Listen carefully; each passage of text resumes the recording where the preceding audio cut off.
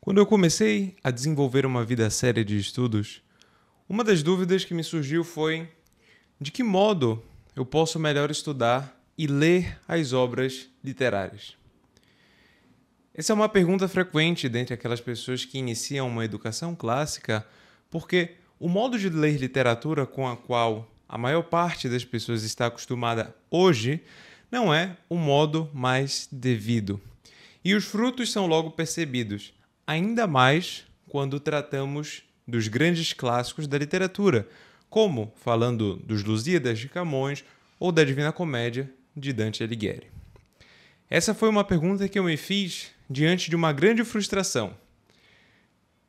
Há 6 anos, viajei e levei 2 obras comigo como os meus companheiros. A Divina Comédia de Dante Alighieri e os Lusíadas de Camões. Eram obras tomadas por mim como as grandes obras que inauguraram 2 idiomas modernos, derivados do latim. Então, as tomei como um meio para melhor conhecê-los, ou seja, o italiano e o português, a minha língua.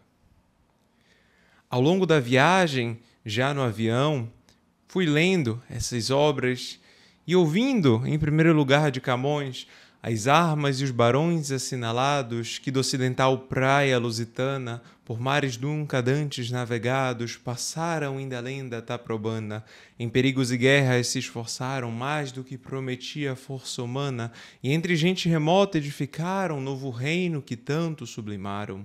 E, da pena de Dante, nel mezzo del camin di nostra vita, mi ritrovai per una selva oscura che la diritta via era smarrita.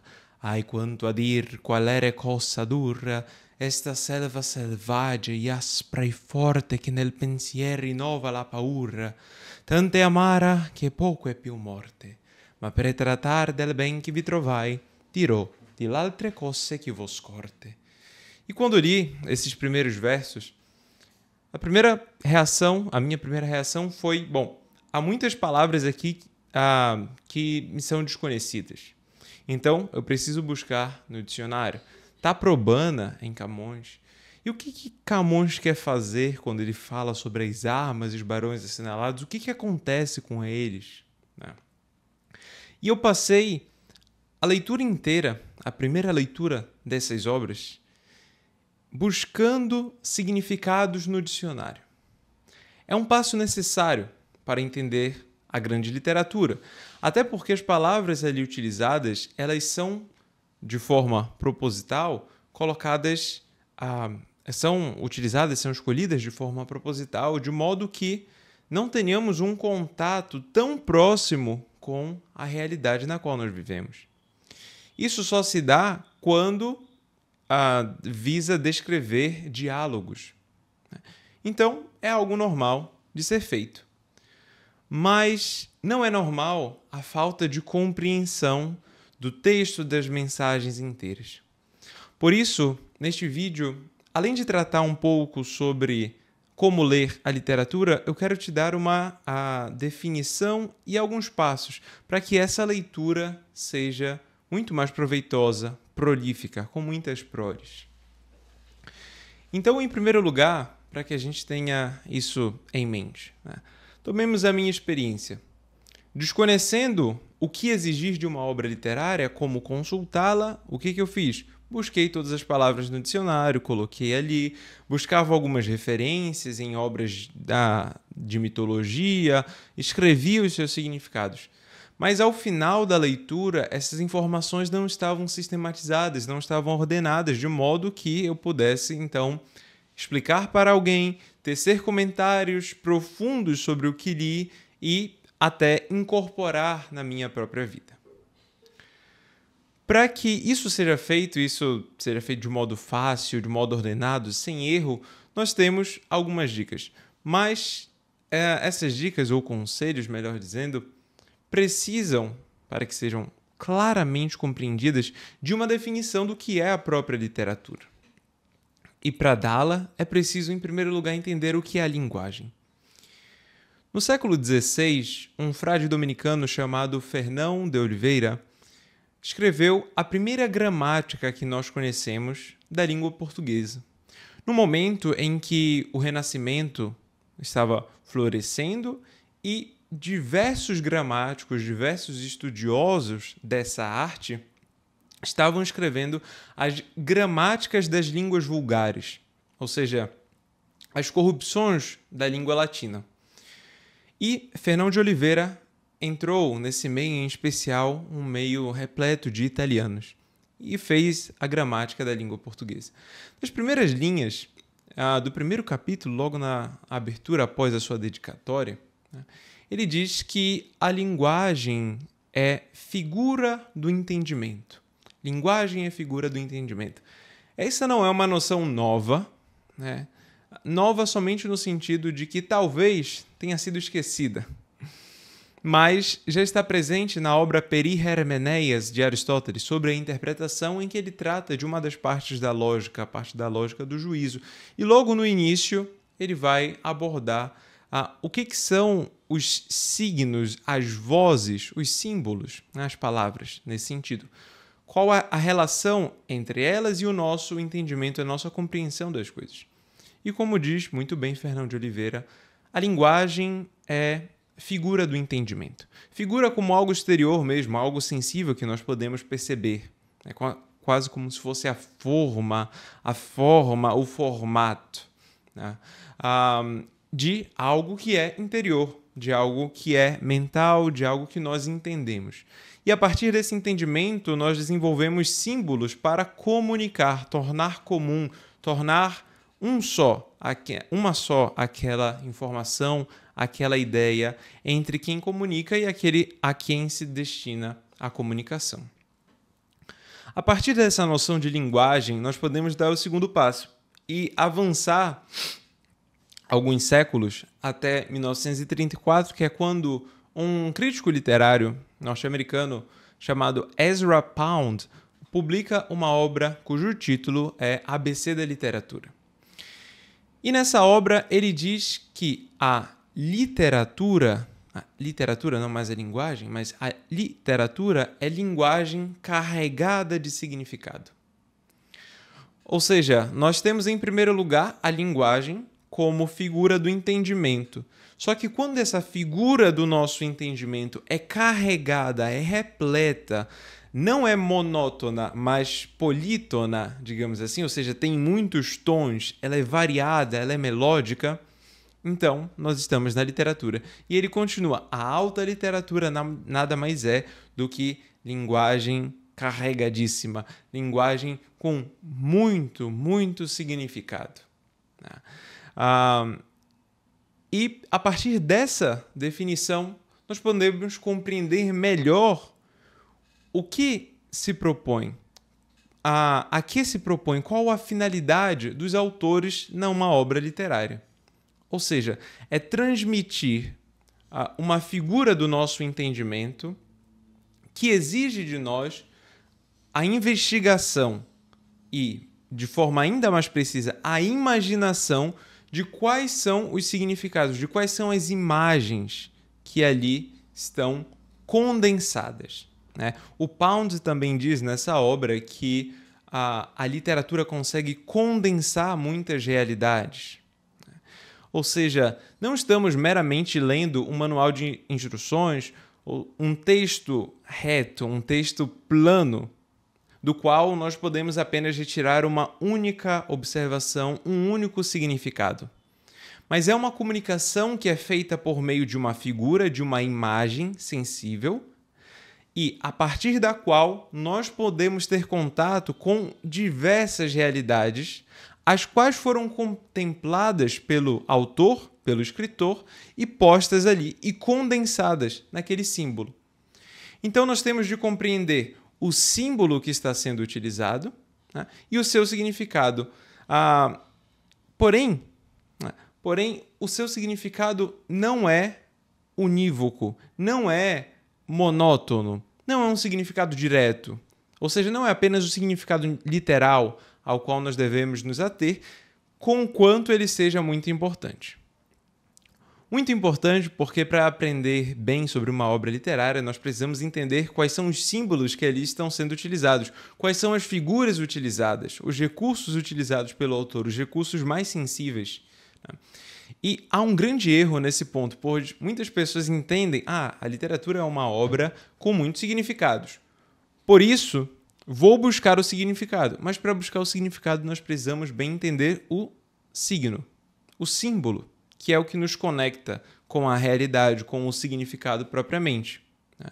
Então, sem bem compreender o significado literal, esse primeiro nível de interpretação, nós não podemos mergulhar na obra e aí sim retirar outras significações.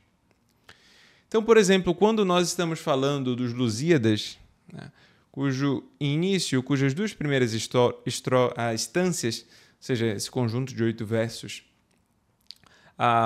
tratam sobre qual é a intenção do autor, nós temos de lê-las integralmente, as duas primeiras, para poder entender o que Camões está fazendo ali. Pois, após a primeira, cuja declamação já foi feita, nós temos o final da segunda, né, com as palavras cantando espalharei por toda parte, se a tanto me ajudar o engenho e a arte. Ou seja, numa ordem direta, fazendo uma reordenação, nós teríamos algo como cantando espalharei por toda parte, o quê? As armas e os barões assinalados que do ocidental praia lusitana, ou seja, o início, né, do poema propriamente. Essa inversão em línguas como o latim, como o grego, é muito mais comum. Porém, no português não é tão comum assim. E isso é uma das exigências para lermos obras literárias. É preciso se acostumar aos poucos com o modo de utilizar a linguagem. Mas, na verdade, quem nos acostumou com o modo de usar o português foi o próprio Camões, pois ele foi o nosso príncipe, ou seja, aquele que é primeiro, né? E primeiro não como do ponto de vista de ter gerado, em primeiro lugar escreveu em português, falou em português, não. Mas primeiro do ponto de vista da dignidade. Não é o pai biológico, mas é o pai adotivo, ou seja, aquele que cuidou, que recebeu, que adotou, que cuidou, que decidiu. Daí da onde vem, né, a adoção. Que em latim nós falamos que é uma decisão certa, uma decisão por amor. Então, Camões foi assim com o português. Ele nos acostuma, né, com a própria língua, é claro, e muitos outros autores mais próximos a nós. Mas, a partir dessa observação do que é a literatura e tendo em vista o modo pelo qual nós não devemos lê-la, é preciso que passemos a alguns conselhos sobre como enfrentar, como retirar frutos dessa nossa leitura, desse nosso contato com a figura do entendimento carregada de significado, ou seja, literatura é linguagem carregada de significado, certo? Carregada de que forma, né? Aqui, em primeiro lugar, o primeiro passo que devemos dar diante de uma obra literária é ter em mente o seu sentido, a compreensão literal do que é dito. E para isso, 3 passos são necessários. Em primeiro lugar, nós precisamos nos certificar de que estamos entendendo as palavras que ali são ditas, que foram escritas ali. Então, buscar os significados das palavras. Há pessoas que fazem isso ao longo da leitura, há pessoas que selecionam um trecho e, após a leitura desse trecho selecionado, buscarão os seus significados. Enfim, isso vai variar, né, de cada um. O que eu geralmente faço, né, é ler um trecho e depois buscar alguns de seus significados e assim reler esse trecho, certo? Não gosto de interromper porque se consigo compreender grande parte do que ali está sendo dito, aquelas palavras de alguma forma serão entendidas. E depois eu vou me certificar, tornar certa essa compreensão. Após isso, é preciso reordenar as frases, pois, como eu disse, usando o exemplo do Camões, né, nós temos uma inversão, não aquela estrutura básica da sintaxe em que nós temos o sujeito, o verbo e o predicado, mas aqui nós temos uma inversão total. Então, tanto o sujeito quanto o verbo, o sujeito que não está claramente ali, mas quando ele diz cantando espalharei, né, nós já entendemos, estão ao final da frase inteira. Certo? Então é preciso fazer essa reordenação. E isso nós vamos ganhar familiaridade estudando tanto a parte da sintaxe da nossa língua, mas mais com a leitura. Certo? Lendo e pensando, opa, eu não entendi muito bem o que ele quer dizer aqui, vamos tentar reordenar. E essa estrutura básica nos ajuda muito de sujeito, verbo e predicado. Certo? Em terceiro lugar, nós temos um passo que já está fugindo dessa área mais concreta do que está ali no texto, digamos, e indo à sua estrutura. Ou seja, é preciso que criemos divisões do texto. Sim, as nossas próprias divisões, ao modo de um sumário. Existem algumas edições das obras literárias que possuem esse sumário lateral. Obras literárias, obras filosóficas, mas a maioria das novas edições não possui. E, tendo margem para isso, ou seja, a margem lateral, nós podemos ali anotar e fazer o nosso próprio sumário. O que está acontecendo? Olha, aqui Camões está falando sobre a sua intenção, né, ao escrever esse texto, sobre o que ele vai tratar no texto. E depois nós continuamos. Aqui ele está falando sobre as musas e ele pede o auxílio das musas. Aqui ele faz uma comparação entre o seu texto e os textos dos poetas antigos. Aqui ele está, parece que endereçando esse livro, né, para alguém. Entendi, é um rei. Aí aqui ele já começa a falar sobre a mitologia e os deuses estão deliberando sobre alguma coisa. Para cada uma dessas partes há um termo técnico. Sobre acerca da sua intenção, da invocação das musas, do endereçamento, o concílio dos deuses. Porém, conquanto não saibamos ainda esses termos técnicos, é preciso que demos os nossos próprios termos. E a partir dessa escrita, nós teremos uma proximidade ainda maior. Isso serve também, né, para que tenhamos uma visão de helicóptero, digamos, ou seja, nós vamos olhar de forma panorâmica para a leitura que acabamos de fazer. E dividindo em partes, nós também podemos memorizar a ordem em que essa leitura se desenvolve de uma forma muito melhor. E quando passarmos para uma outra parte, a parte anterior vai estar clara, vai estar fresca na nossa mente. Até para relembrar de certos pontos o que mesmo o Camões está tratando aqui, o Dante, o Homero, o Virgílio, o que eles estão falando, né? Então, isso é muito interessante. Ao final da leitura de um canto, capítulo, livro, nós podemos até fazer um mapa mental, né, que é um conselho dado por muitos pedagogos e eu o repito apenas, né, ao modo de um papagaio aqui repetindo o que a tradição dos pedagogos, a tradição da educação clássica nos legou. Certo? Então esse é o primeiro ponto, que é uma compreensão literal, uma compreensão da letra, do significado mais superficial da obra e da sua estrutura, mas de um modo ainda introdutório, porque nós estamos estamos fazendo um rascunho, né, sobre essa estrutura. Em segundo lugar, nós precisamos nos ater à significação, ao campo semântico, aos seus significados. Ou seja, esse trecho que foi selecionado e que já foi lido, nós já entendemos aqui o que está sendo dito, precisa ser expandido. Quando nós falamos da linguagem carregada de significados, nós não estamos falando apenas de que os termos têm vários significados. Nós podemos buscar no dicionário e ver um verbo como errar.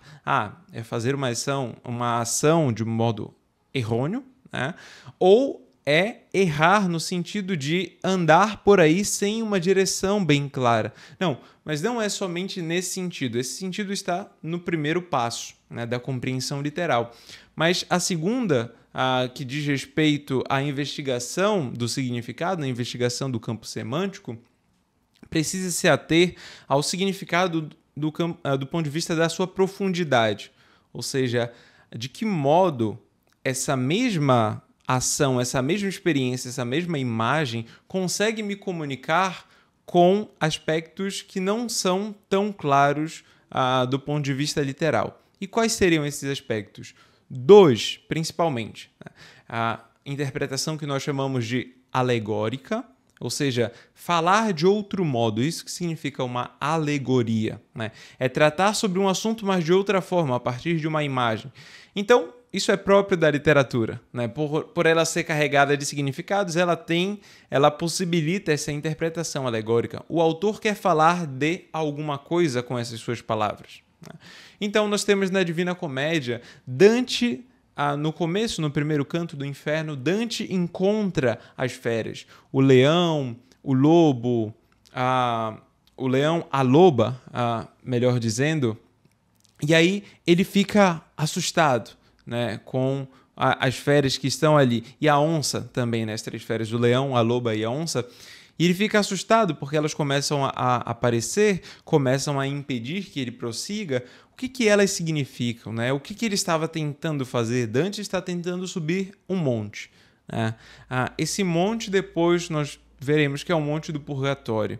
Porém, em primeiro lugar, aparece uma onça pintada ali diante dele e começa a impedir o seu caminho. Ele precisa dar uns passos atrás. Essa subida do monte do purgatório que é impedida por uma onça, o que a onça tem a ver, né, com essa ascensão? E sabemos, a partir da teologia, que depois do purgatório, as almas eleitas vão gozar da vida eterna no paraíso. Então existe uma relação entre o que simboliza, o que significa a onça, né? A onça pintada diante dele e a sua ascensão, a sua tentativa de ascensão. E aí ele volta e aparece um leão, né? E parece que o ar não treme, o ar não está mais fluindo, porque ele é tomado por um medo desse leão que vem diante dele, parece que vai devorá-lo. E depois se assusta ainda mais com a loba, né? A loba que era tão magra, mas tão assustadora, né? E aí ele começa a fazer comparações ou símiles, uma figura de linguagem, dentro da própria alegoria que ele está fazendo, né? Então essa loba que aparece e vai o deixando triste, cada vez mais triste, como aquele homem que depois de passar a vida inteira juntando muitos bens, sabe que vai perdê-los no dia seguinte ou no dia presente, começa a entristecer-se totalmente. Ele faz essas comparações dentro da própria imagem. Isso é genial, né? Dante, nesse ponto de vista, é um grande poeta mesmo. Mas essas imagens possibilitam, então, um significado alegórico, que é buscarmos, né, entender esse sentido, o que Dante quer falar com elas. Porém, Dante queria ou poderia estar falando muitas coisas, né? Do ponto de vista político, do ponto de vista moral, do ponto de vista espiritual, pelo menos, né, ele poderia estar se utilizando de cada uma dessas figuras, desses animais, da sua ascensão, depois da sua descida aos infernos, para que ele possa subir, né, fazendo uma ligação tanto com o livro 6 da Eneida, quanto com o livro 11 da Odisseia, em que há a descida de Enéas, a descida de Odisseu ao Orco, ao Hades, enfim, né? E o que isso significa? Depois eles têm uma missão, ou seja, é preciso que eles desçam em primeiro lugar, tomem conselho ou passem por um sofrimento para depois surgir a ascensão com bases bem formadas, bases bem fundadas, e Dante tem isso também, né? Do ponto de vista espiritual, há algumas interpretações da Divina Comédia que dizem que Dante precisa ver a feiura do pecado para que ele possa amar sumamente a Deus, totalmente entregar a sua alma a Deus, porque ele já viu a feiura do pecado, né? Então, esse início de interpretação, de leitura, é possibilitado por meio dessa interpretação alegórica. Em segundo lugar, dentro dessa investigação semântica, investigação de significados, nós temos uma interpretação moral. A interpretação moral não diz tanto a respeito a um julgamento que vamos fazer do personagem, mas a nossa vida, ou seja, o que vamos fazer tendo aprendido, tendo entendido, né, aquilo que o personagem está dizendo, aquilo que ele está, a que ele se refere, certo? Então, a partir disso, nós teremos critérios mais seguros para julgar, para decidir de certas formas, porque teremos visto já as consequências dos atos, das escolhas de cada um dos personagens, certo? E há um ganho de vivência, de experiência na vida com as obras literárias. É um dos benefícios. Ele é muito ressaltado hoje em dia, mas é somente um dos seus benefícios. É muito interessante porque hoje nós temos poucos conselhos ou poucos mestres que podem nos dar conselhos seguros sobre o que fazer, ou pelo menos os princípios. Um mestre não diz exatamente faça isso, não faça aquilo, do ponto de vista moral, mas dá mais os princípios a partir dos quais nós podemos ser formados e assim tomar as decisões, andar com as nossas próprias pernas. Certo? Então, do ponto de vista moral, nunca é, por exemplo, vamos pegar um exemplo clássico da Ilíada, né? Aquiles é um bom homem ou não? Né? E o Heitor? Quem é o lado bom? Quem é o lado mau? Não há isso na grande literatura, pois nós não somos assim. Não há essa dicotomia tão clara, né? Quase como se fosse um maniqueísmo de um lado é totalmente bom, outro lado é totalmente mau, eu tenho que me assemelhar a esse e não posso ser como aquele. Não, nós temos de conhecer sobre a vida humana, sobre as possibilidades. Como diz Aristóteles na sua Poética, a literatura não fala sobre o que aconteceu, mas sobre o que poderia ter acontecido, sobre as possibilidades da natureza humana, certo? E nem sempre de forma muito clara, com uma literatura não ficcional, mas com uma literatura ficcional, e nós precisamos, a partir dela, interpretar, ler os seus símbolos, como aqui está sendo proposto, certo? Bom, a partir dessas duas interpretações, né, leituras, nós temos uma terceira, que não diz não está relacionada tanto com um aspecto intratextual, mas exterior, extratextual. Ou seja, nós estamos falando de buscar as referências que são feitas, né, as personagens que são referidas, as obras com as quais aqueles autores conversam e entendê-las de um modo mais profundo para entender esse banquete, esse diálogo, esse convívio que existe entre os autores, né? Como Chesterton dizia, essa democracia dos mortos, em que falam, debatem sobre um mesmo assunto. E os grandes autores falam e debatem sobre a natureza humana, sobre Deus, né? A partir desse entendimento, então, nós teremos uma clareza muito maior da tradição, daquilo que foi passado, repassado, que foi desenvolvido ou não, né, que sofreu uma degradação. Então, esse segundo ponto, esse segundo conselho para a leitura, que é essa investigação do sentido, dá-se tanto no sentido alegórico, no sentido moral e também na pesquisa de outras obras que são as quais os autores fazem referência, dialogam, né?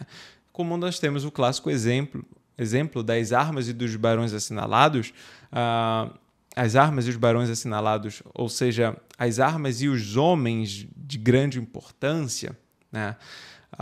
E na Eneida de Virgílio, nós temos o início com arma uiron quecano, ou seja, o canto, as armas e o varão e o homem, né? Depois nós vamos descobrir que é Enéas. Então vejam só, existe uma relação, né? Assim como na Eneida há uma cópia, uma imitação, não uma cópia ao modo de um pastiche, ou seja, uma cópia barata, uma imitação barata, mas uma imitação profunda, tanto da Ilíada quanto da Odisseia. Existe uma relação entre ambos e existem eventos pelos quais Enéas passa que são descritos também na Odisseia como um naufrágio, uma tempestade, né? E falas que se parecem muito. Isso é interessantíssimo. Mas é o último ponto desse segundo passo para ler melhor as obras literárias. O terceiro passo diz respeito à internalização do que foi lido, ou seja, a tornar parte do meu pensamento e, por consequência, da minha existência aquela obra, né?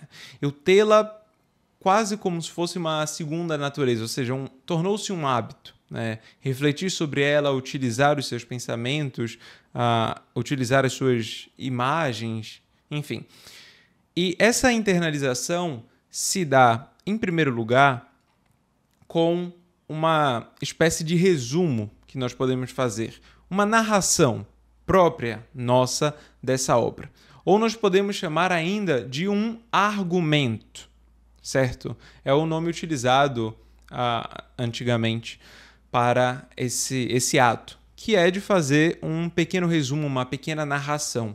É interessante adotarmos uma ordem de narrar primeiro oralmente, né, e depois por escrito, certo? Então nós temos o argumento, ou seja, nós estamos recontando com as nossas próprias palavras e de um modo breve, de um modo simplificado o que aconteceu ali. Em geral, né, por meio da prosa, mesmo que seja uma obra de uma literatura poética. Em segundo lugar, nós podemos fazer um comentário, ou seja, nós já passamos pela divisão da obra no primeiro passo, depois sobre interpretações da obra, agora já fizemos um argumento, né, o que vai ser tratado, ou o que foi tratado nesse canto, nesse episódio, nesse livro, e depois nós vamos fazer um pequeno comentário sobre alguma parte, tomar aquela parte, analisar, e aí a análise aqui ela é multifacetada. Ela pode ser do ponto de vista de apresentar as figuras, de um ponto de vista moral, ou seja, a lição que nós podemos retirar a partir dessas figuras, pode ser de um ponto de vista filosófico, então teses que estão sendo expostas aqui em discursos, né? Por exemplo, no livro 9 da Ilíada, quando nós temos uma comissão que vai até a tenda de Aquiles tentar convencê-lo de voltar para a guerra, nós temos um discurso ali, um discurso belíssimo, né?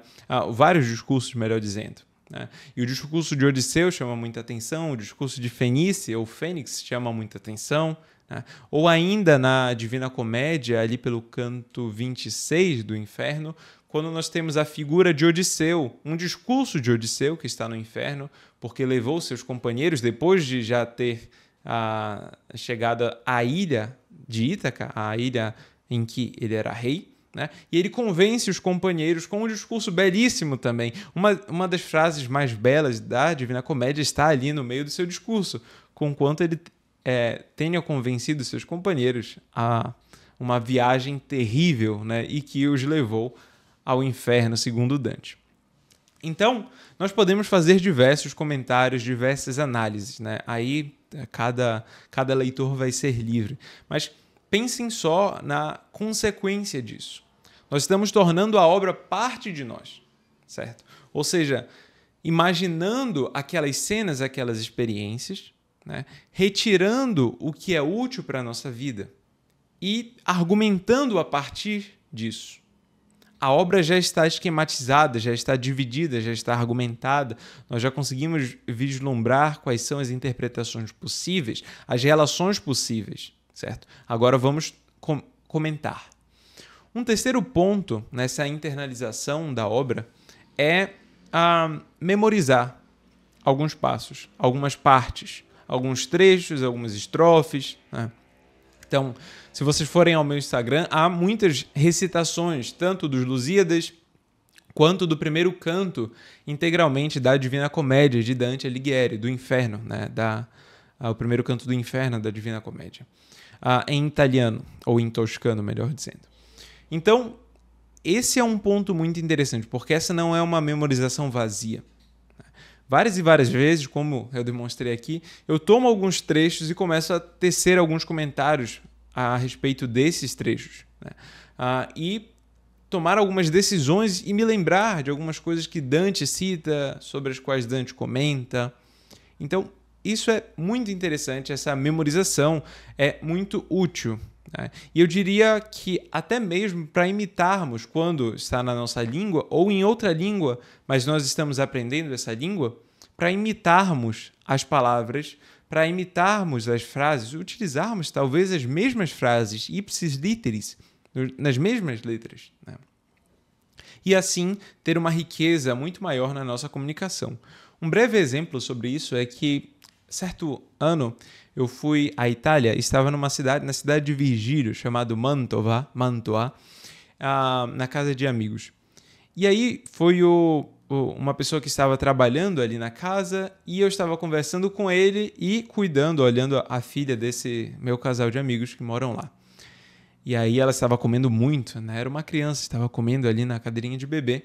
E eu olhei para ele e citei um trecho de Dante. E no meio da citação, ele a complementou. Né? É uma citação do Virgílio, nesse primeiro canto mesmo do Inferno, em que ele vai comentar sobre a loba. E ele diz que dopo il pasto ha più fame che prima. Ou seja, depois do pasto, depois de comer, ela tem ainda mais fome do que antes. Né? E uma das interpretações é que ele estaria se referindo à avareza. Né? A loba magra, mas com muita fome. E quanto mais ela come, mais fome ela tem, mais desejo de dinheiro, desejo de ouro. Né? Aurifame. A fome de ouro. Então, eu citei dopo il pasto e ele complementou, né? A più fame che prima. E isso faz parte quando é um poeta que é muito lido, é muito cultivado pelo seu povo. Então, esses são os 3 conselhos e os 3 passos que eu dei e que eu dou constantemente para entender melhor sobre obras literárias e recomendo também aos meus alunos. Né? Sobre isso, tenho uma tutoria individual com alguns alunos sobre artes liberais e sobre literatura ou filosofia, em que vamos lendo, comentando profundamente trechos específicos de obras literárias, seguindo sempre esses conselhos. Né? Esses conselhos foram sistematizados por mim, mas tomados de diversas obras a respeito das aulas de literatura, de como ler melhor essas obras literárias e como extrair delas a maior riqueza possível. Dessa forma, eu pude, então, reler As Armas e os Barões Assinalados, Il Mezzo del Cammin di Nostra Vita, e retirar muito mais do que outrora na minha primeira leitura, que foi uma leitura meramente literal. Ou seja, no primeiro nível, o primeiro passo que eu recomendei. Mas após essa leitura literal, é preciso que investiguemos os significados e também, ao fim, internalizemos toda a riqueza que está ali para que se torne tanto parte da nossa herança, do nosso acúmulo de bens intelectual, moral, do ponto de vista estético, né, do ponto de vista da beleza, e tenhamos, é claro, um imaginário bem formado, um intelecto desenvolvido e uma preparação maior para um crescimento na vida intelectual.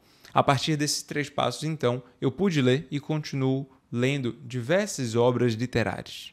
Para que possas também seguir o mesmo caminho, eu recomendo segui-los. E qualquer dúvida, pode me mandar uma mensagem, colocar aqui num comentário e podemos discutir um pouco mais sobre isso. E se tiveres interesse na tutoria, também entre em contato comigo por meio do meu Instagram, que vai estar logo aqui abaixo. Até o próximo vídeo.